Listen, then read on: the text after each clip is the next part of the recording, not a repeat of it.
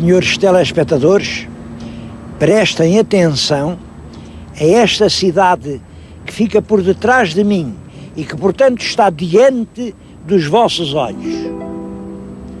É Coimbra, a colina sagrada de Coimbra, a Coimbra menina e moça, Roucinol de Bernardim, a cidade portuguesa com o maior novelo de lendas, de tradições românticas. Reparem, foi aqui que viveu e morreu a Rainha Santa.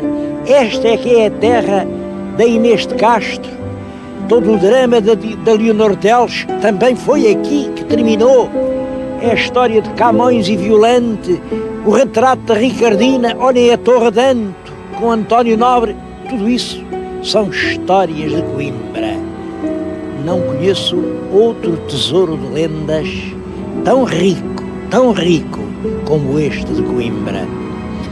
Hoje venho, não posso falar de tudo, mas venho aqui para recordar um assunto de que já noutras circunstâncias falei, mas vamos hoje abordá-lo de outra maneira.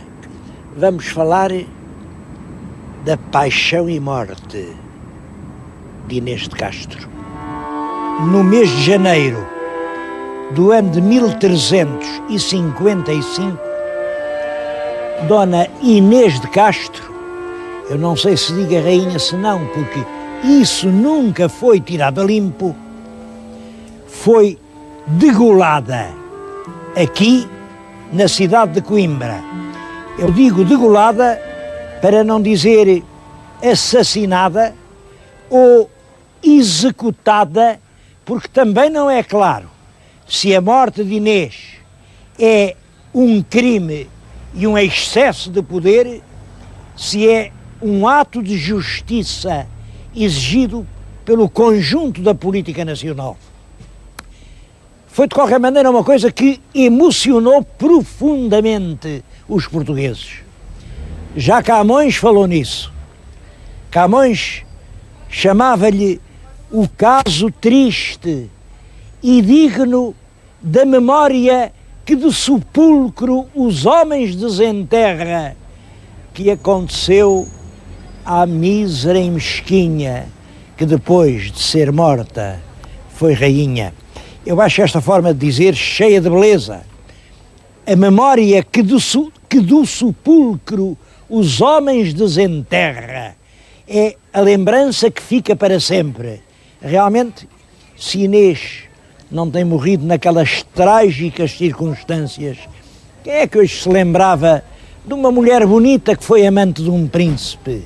Assim, Inês ficou para sempre na mitologia e no sentimento nacional.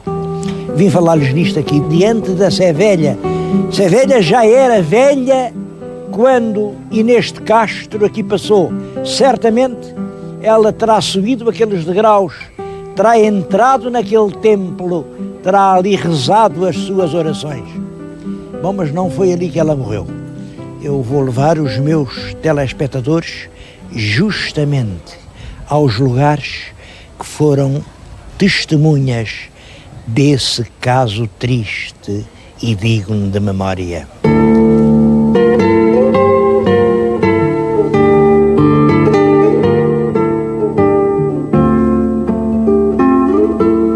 Dona Inês de Castro estava a habitar os espaços da Rainha Santa Isabel. Bom, esses espaços ficavam próximo da igreja de Santa Clara.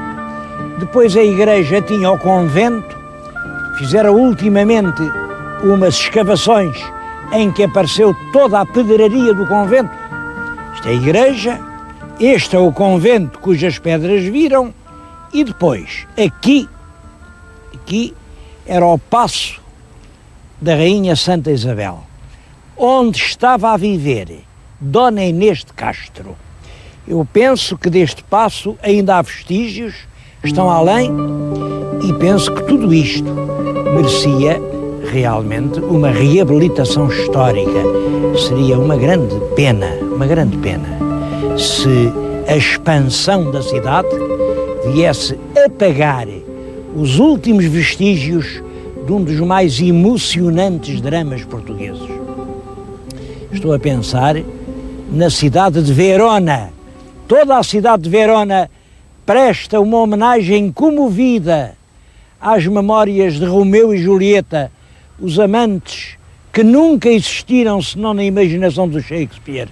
Nós aqui tivemos verdadeiros, de carne e osso, que se amaram num amor para além do que é humano, como diz o Fernão Lopes. Nunca se achou que entre gente deste mundo pudesse haver amor tão grande. Bom, e tudo isso a gente esquece, deixa assim afogar entre sórdidos pardieiros, como se fosse uma memória que já não pode interessar a ninguém. Bem, é só para dizer, oxalá, que este espaço seja consagrado à memória da rainha Inês de Castro. Eu chamei-lhe rainha porque foi o que disse o rei, o Dom Pedro. Dom Pedro, depois dela ter morrido, quando subiu ao trono, fez uma solene proclamação ao país, afirmando que tinha casado com ela e que, portanto, ela tinha sido verdadeiramente a sua esposa. E enquanto reinou, ele não escolheu outra mulher. Mais, mandou-lhe erguer um trono que ainda hoje existe, que é o famoso túmulo de Alcobaça. Lá está ela, estendida, à espera de tocarem as trombetas da eternidade, e reparem, está com coroa de rainha, é uma rainha coroada depois da morte. É, como dizia o Camões, a mísera e mesquinha que depois de estar morta foi rainha. Bom, ela morreu porquê? Na realidade sabemos isto. Inês de Castro foi filha de um grande e poderoso fidalgo galego, mas filha pela linha bastarda. Por essa linha, ela ainda era neta de um rei de Castela, do Sancho IV. Bom, era uma mulher muito bonita, extremamente bonita, todas as fontes concordam nisso, uma mulher de uma beleza perturbante, e o infante herdeiro do trono português, Dom Pedro, apaixonou-se por ela. Apaixonou-se, tiveram uma relação, ela vivia aqui, tinha 3 filhos dele, e, aliás, 2 rapazes e uma filha, e em 1355 o rei de Portugal, Dom Afonso IV, decidiu que ela precisava de ser executada e mandou aqui, enfim, os seus ministros, as suas justiças, e Dona Inês foi degolada.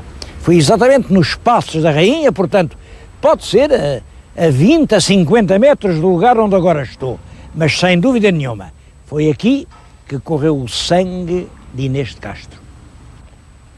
Que razões tinha o rei de Portugal para mandar degolar a mulher que o filho tinha escolhido como companheira da vida inteira? Bom, é claro, a gente sabe vagamente isto. No ano 1350, tinha eclodido em Castela uma enorme guerra civil. Os fidalgos estavam fartos do poder feroz do rei Pedro Cruel, e os fidalgos de uma grande parte da Espanha uniram-se para derrubar aquele rei e alçar outro que o substituísse. Bom, mas quem é que podia substituir? O rei que era rei legítimo, filho de rei. Os fidalgos espanhóis lembraram-se do seguinte: se ele era filho de rei, o nosso Dom Pedro era neto de rei, exatamente pela mesma linha. O nosso Dom Pedro, pelo lado materno, era neto do rei Sancho IV. Então vieram pedir ao Dom Pedro para ele liderar a grande rebelião espanhola e pôr-se à frente do movimento e ocupar o trono de Castela. O rei de Portugal, Dom Afonso IV, que era pai do Dom Pedro, achou que isto era insensato, porque não julguem que o Pedro Cruz só tinha inimigos. Os nobres, na maioria, estavam realmente contra ele, mas as cidades, as irmandades, as vilas, o povo estavam do lado de Dom Pedro. Portanto, era uma guerra entre grandes e pequenos. Ora, é isto que é preciso que se saiba. O nosso Dom Afonso IV já tinha estado numa situação semelhante. Nosso Dom Afonso IV, em infante, tinha liderado uma grande revolta das cidades e das vilas contra os fidalgos que tinham à frente el rei Dom Dinis. Dom Afonso IV sabia, portanto, quanto vale o apoio do povo. Sabia que o povo, nessas grandes revoltas que o levantam, que o empolgam, é sempre quem acaba vencedor, como ele. Sabem que o Dom Dinis, a gente diz muita coisa de Dom Dinis, mas a verdade é que o pobre Dom Dinis acaba abandonado por todos, num semi-ostracismo, é obrigado a demitir os seus ministros, a mandar embora o filho que era o Dom Afonso Sanches. Dom Afonso Sanches era um príncipe muito inteligente, muito hábil, tão inteligente que o pai, o Dom Dinis, tinha escolhido para mordomo-mor. Era quem mais mandava em Portugal depois do rei, não era o príncipe herdeiro, não, era o Dom Afonso Sanches. Claro, é por isso que o príncipe herdeiro, Dom Afonso IV, se revolta, faz uma cruel guerra que ensanguenta o país inteiro, chegou a tomar Coimbra e é curioso que o líder desse movimento era um advogado filho de um carpinteiro de Beja, chamava-se Gomes Lourenço, e é portanto um movimento inteiramente popular que conta com as milícias dos concelhos e que ameaça derrubar el rei Dom Dinis. Ele morre, portanto, numa situação já muito difícil. Quando ele morre, já não manda nada. É para lhes dizer que o rei Dom Afonso IV sabia quanto valia a força do povo, e quando vê uma revolta de grandes para derrubar Pedro Cruel de Castela, não permite que o filho vai encabeçar essa revolta, porque ele pensa que essa revolta acabará por ser esmagada exatamente pelo poder do povo que estava ao lado do rei Pedro Cruel. É por isso que ele não permite que o nosso infante seja o líder da revolta castelhana. Mas quem é que estava junto do nosso infante, vivendo com ele cotidianamente, naturalmente acenando-lhe com essa esperança, essa vanglória que seria cingir a coroa real de Castela, que era já então uma coroa prestigiosa em toda a cristandade. Naturalmente era aquela doce companheira, era Inês de Castro, mãe dos seus filhos, que também era neta do rei Sancho IV. Diz-se que foi por isso que o rei de Portugal mandou degolar Inês de Castro. Mas seria só por isso?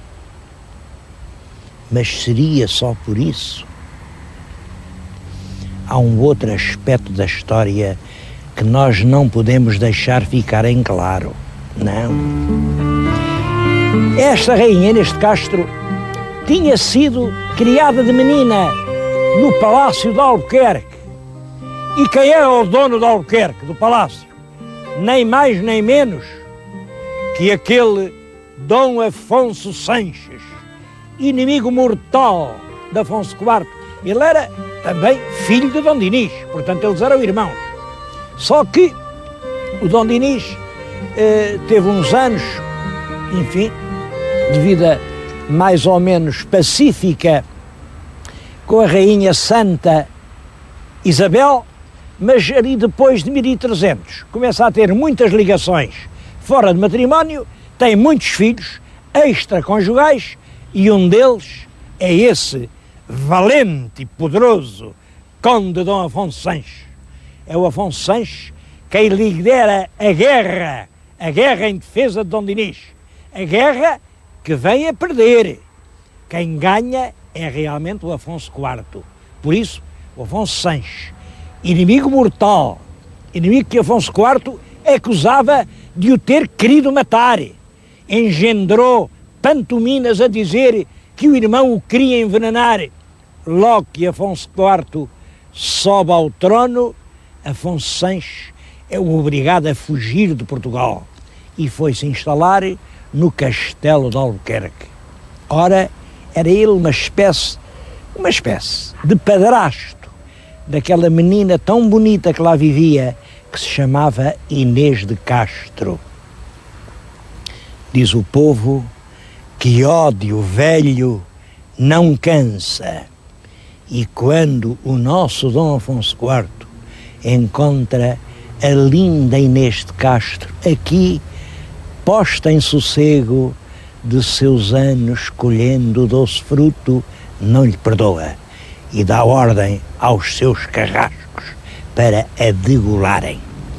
São dois aspectos. Eu não sei se foi para defender realmente a neutralidade portuguesa e a nossa abstenção perante a Guerra Civil de Castela, ou se foi esse ódio verde, escuro, que se lhe entranhara na alma desde a infância a Dom Afonso Sanches, que decidiu que a pobre Inês de Castro seria condenada à morte no ano de 1355.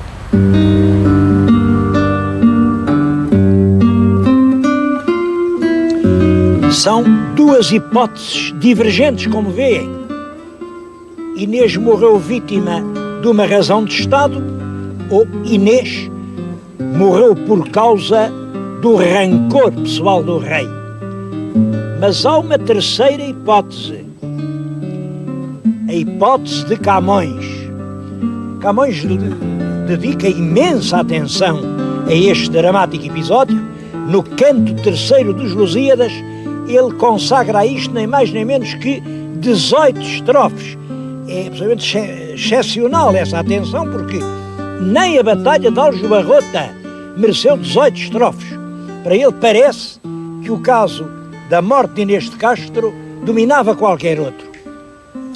E a explicação que ele dá não é nem a política nem o ódio, é o amor. Ele diz expressamente isto: tu, só tu, por o amor, com força crua que os corações humanos tanto obriga, deste causa à molesta morte sua, como se fora pérfida inimiga. E em vários pontos desse poema, dessas estrofes, Camões acentua esta ideia.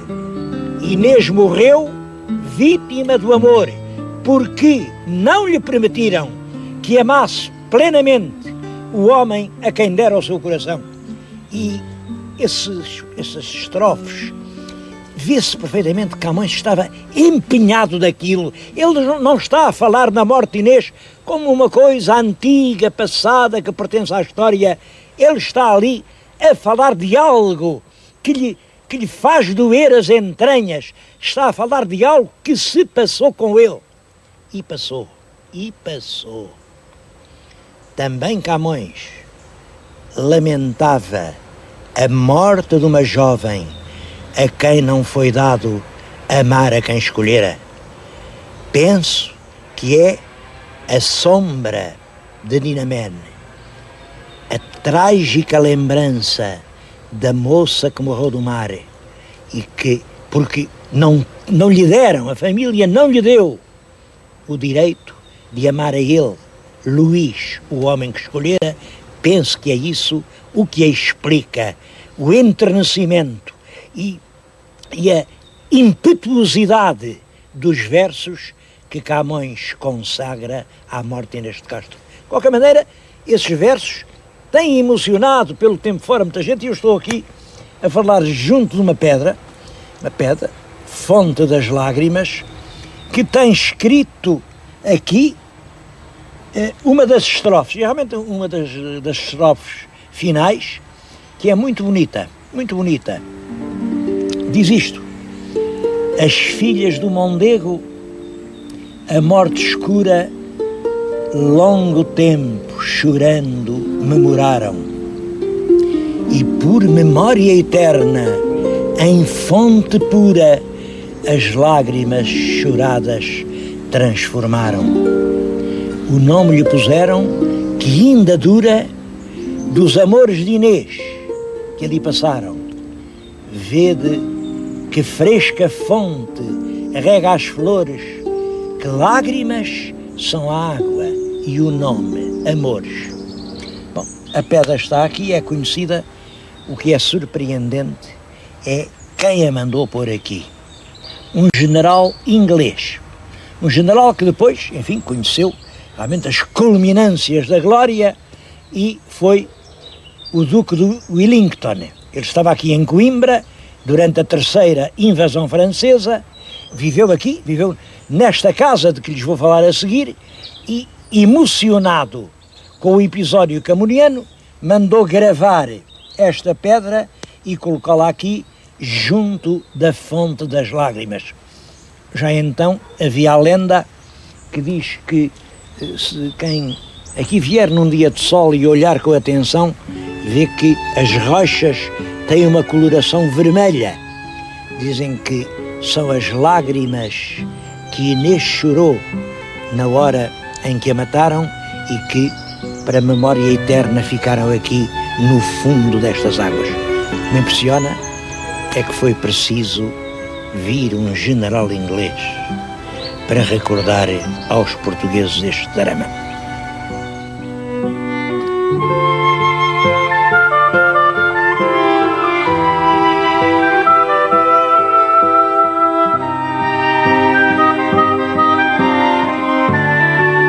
Vejam como Camões dizia: em fonte pura as lágrimas choradas transformaram, e o nome que lhe puseram ainda dura.